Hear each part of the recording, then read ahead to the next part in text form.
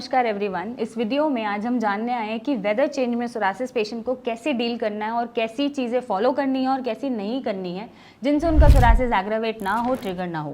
तो बिना time waste करे सबसे पहले हम ये जानेंगे कि कौन सी चीज़ें आपको फॉलो करनी है जब भी वेदर चेंज हो रहा है। वेदर चेंज में हम बात कर रहे हैं चाहे वो गर्मी से मानसून आ रहा है, मानसून से ऑटम आ रहा है, ऑटम से विंटर आ रहा है, विंटर से स्प्रिंग आ रहा है और स्प्रिंग से फिर समर आ रहा है। तो हर सीजन चेंज में आपको ऑथेंटिकली चलना है, वाइसफुली चलना है, माइंडफुली चलना है।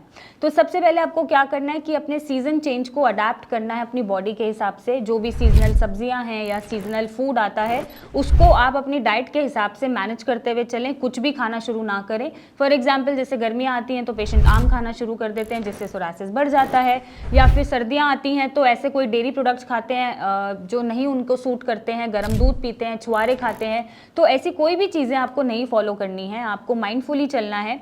आपको उन चीज़ों का ध्यान रखना है जो आपका सोरासिस ट्रिगर कर सकती हैं वो ना लें, और सीजनल फ्रूट को या सीजनल फूड को ही प्रेफरेंस दें और अपनी बॉडी की नीड और डिमांड को समझें। दूसरी चीज़ आपको ये करनी है, बहुत सारा हाइड्रेशन रखना है। फॉर एग्जाम्पल गर्मियों में आपको बहुत सारा पानी पीना है, टॉक्सिन्स को फ्लश आउट अच्छे से कराना है। पानी पीते रहेंगे तो ड्राइनेस कम होगी, पेट साफ होगा, यूरिन जाता रहेगा और टॉक्सिन्स बाहर फ्लश आउट होते रहेंगे।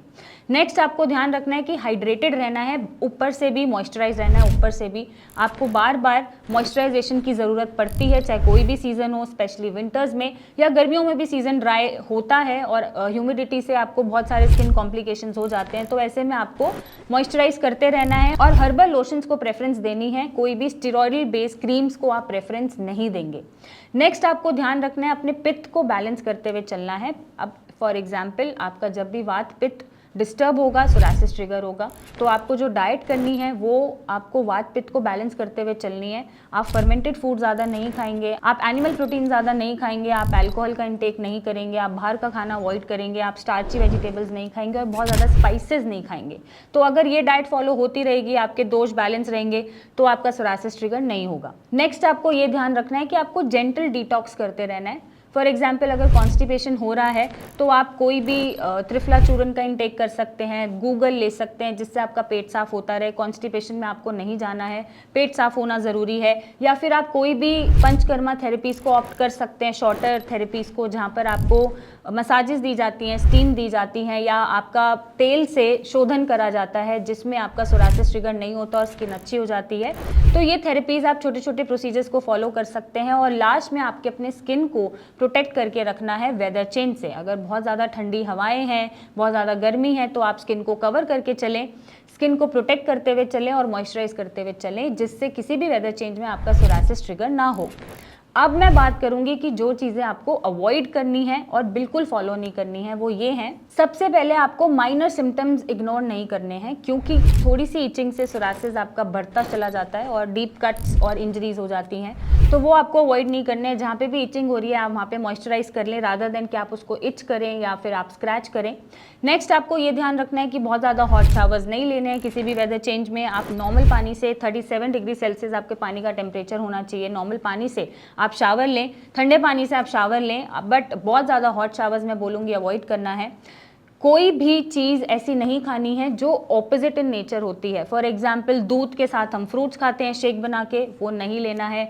मच्छी के ऊपर हम दूध पी लेते हैं, वो नहीं लेना है। जो भी आहार विरुद्ध हैं एक दूसरे के, ये ऑपोजिट इन नेचर हैं, ठंडे के ऊपर गरम, गरम के ऊपर ठंडा, खट्टे के साथ मीठा, मीठे के साथ खट्टा, या दूध के साथ कोई भी फ्रूट, ऐसे कोई भी कॉम्बिनेशंस आपको अवॉइड करने हैं। थोड़े गैप पे ज़रूर आप इनटेक कर सकते हैं और वही चीज़ इनटेक करेंगे जो आपके सोरासिस को ट्रिगर नहीं कर सकती है। नेक्स्ट आपको बहुत ज़्यादा स्टेरॉइडल एप्लीकेशंस पे नहीं जाना है। आप माइल्ड बॉडी वॉशेस, हर्बल या लोशंस का आप एप्लीकेशन लगा सकते हैं, उससे मॉइस्चराइज कर सकते हैं, बट स्टेरॉइडल एप्लीकेशंस आपको अवॉइड करनी है, क्योंकि आप स्टेरॉइडल लगा तो रहते हैं, उसके बाद जब लगाना छोड़ते हैं तो बीमारी ज़्यादा बढ़ के बाहर आती है और आपकी स्किन को भी डैमेज करती है। तो ये छोटी सी चीज़ को आपको ध्यान में रखना है। नेक्स्ट आपको ट्रीटमेंट वैसा लेना है जो आपकी बीमारी को सप्रेस ना करे, इनफैक्ट उसको क्योर करे, ठीक करे, अंदर से हील करे।